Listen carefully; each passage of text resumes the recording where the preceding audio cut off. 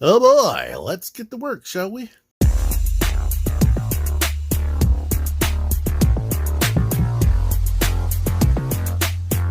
T-Man 978 Chill Review.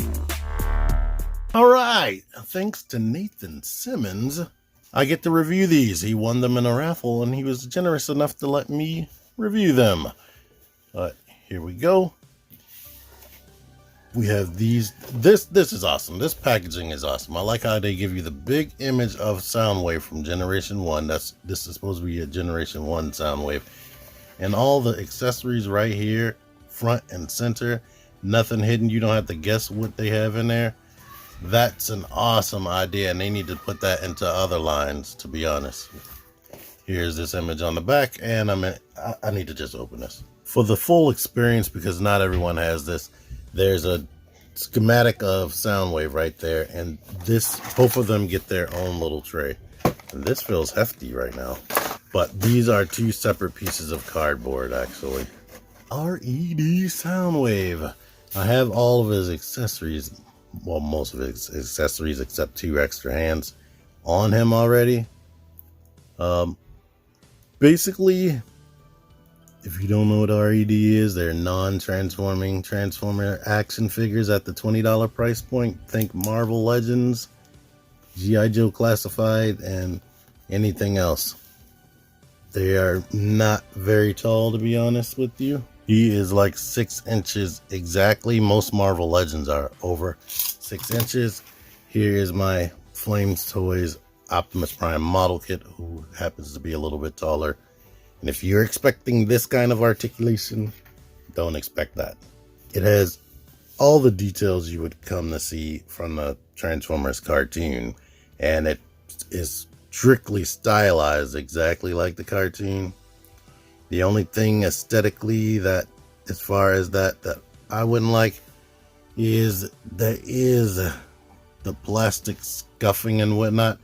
If that was throughout the whole figure, or if it was like some kind of battle damage, I would like that. But yeah, I wish that was polished a little bit more. The pins, like this pin is blue.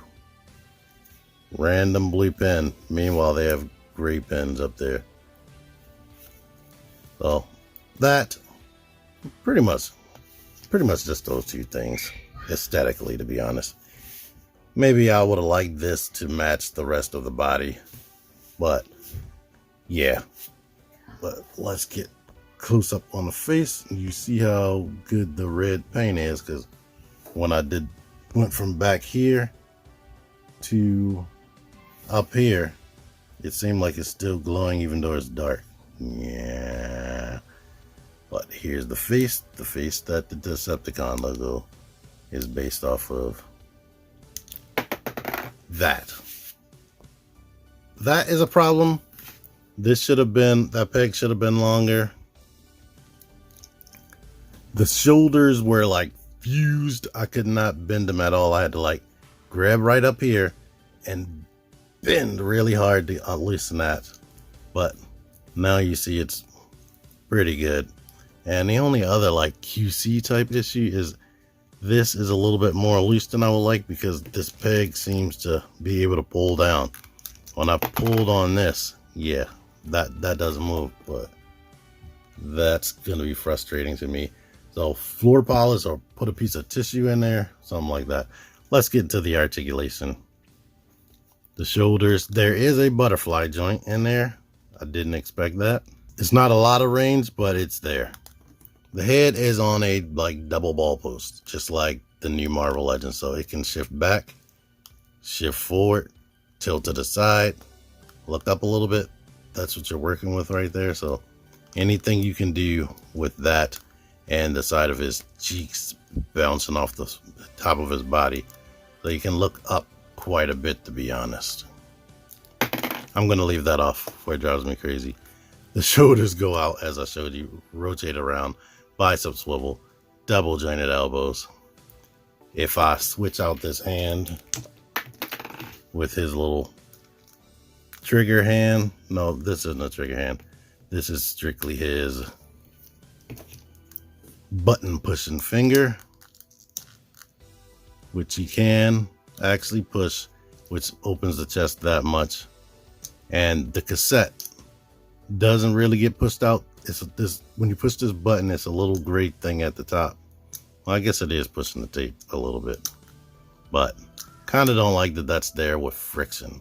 All the rest go out like this, and of course swivel on the peg. No ab crunch. I wish that was like a universal joint or ball joint at the bottom so he could get some kind of ab crunch. Legs go back that much, kick forward only that much. I mean, if you do the rest of his leg, it makes it go up out to be a straight kick, but all action figures should be able to kick out 90 degrees. I know they want to keep that cartoon aesthetic right there, but no, either make this super pliable or give him drop down hips.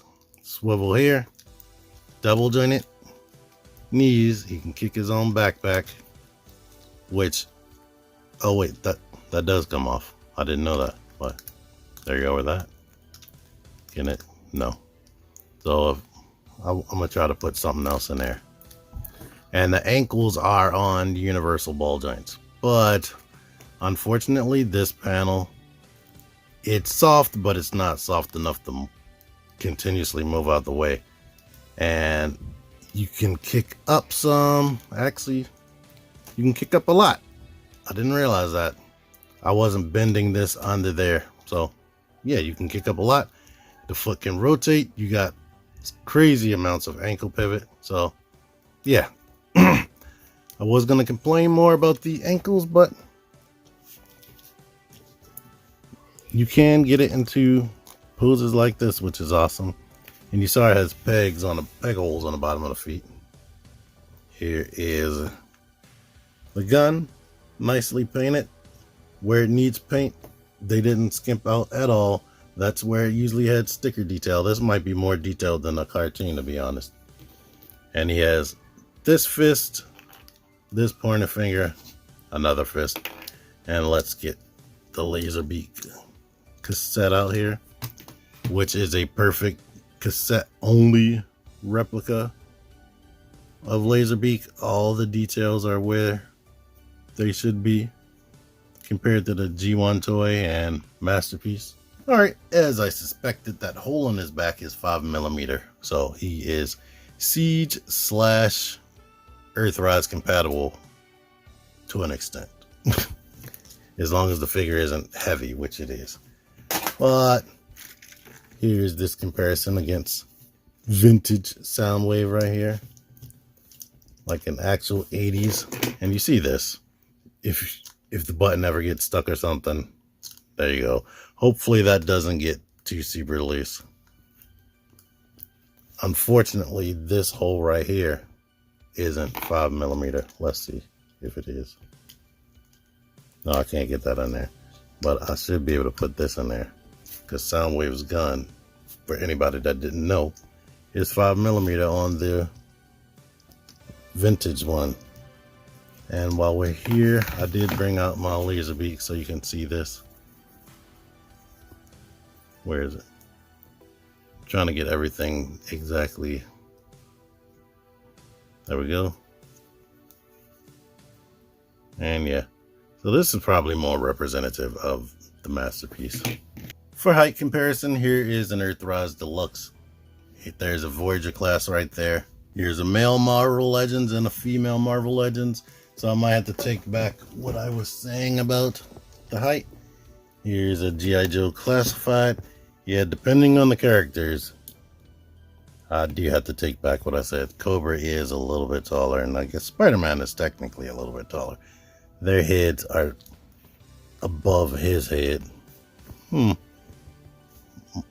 Just a little bit for both of them. But anyhow, if this was Action Masters back in the 80s, I would have loved Transformers Action Masters. I wanted them to be as posable as the cartoon. This is a cool, cheap representation of what we had from back then.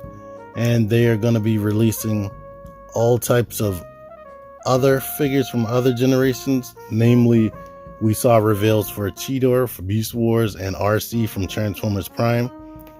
That Transformers Prime design is hard to represent in an actual transforming form, so that should be cool for people.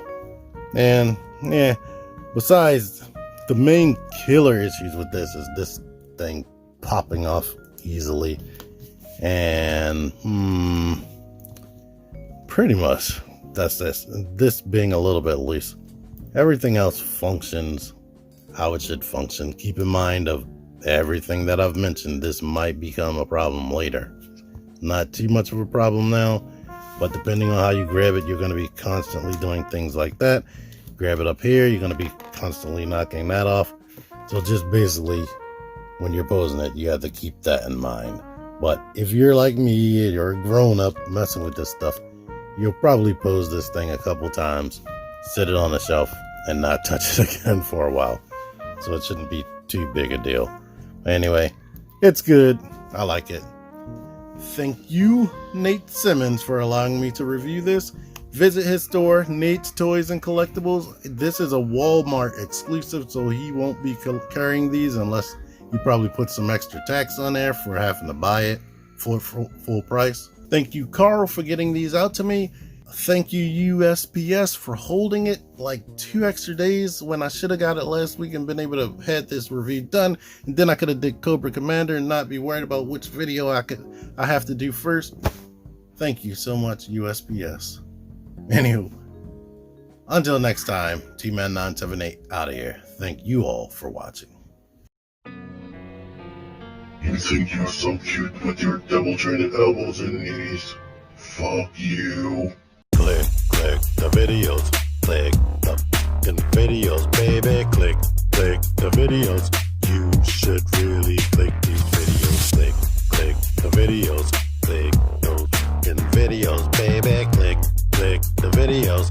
You really should click those videos. Click that shit.